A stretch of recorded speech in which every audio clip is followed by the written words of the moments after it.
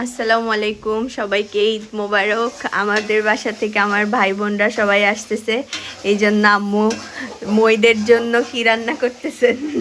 মই মানে কি বুঝবো কেউ মইদের জন্য চিটাঙের ভাষায় আর কি মাউই রে আমরা মাউই কই না, এরা কই মই।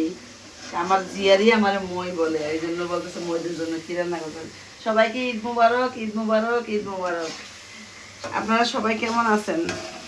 রান্না করতেছি, এই রোস্ট রান্না করবো আর গরু গোস্ত রান্না করছি। আর এখনই রোস্টের ঘ্রাণ আসতেছে, আম্মু মাত্র বসাইছে, মশলা কষাইতেছে, এখনই রোস্টের ঘ্রাণ আসতেছে, মাশাল্লাহ।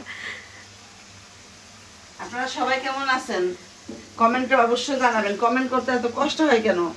আমি বলি যে কমেন্ট করবেন আপনারা কেমন আছেন, ঈদের আনন্দ কেমন কাটতেছে। যারা বাড়ি ঘরে যাবেন অবশ্যই সাবধানে যাবেন, সাবধানতা অবলম্বন করবেন।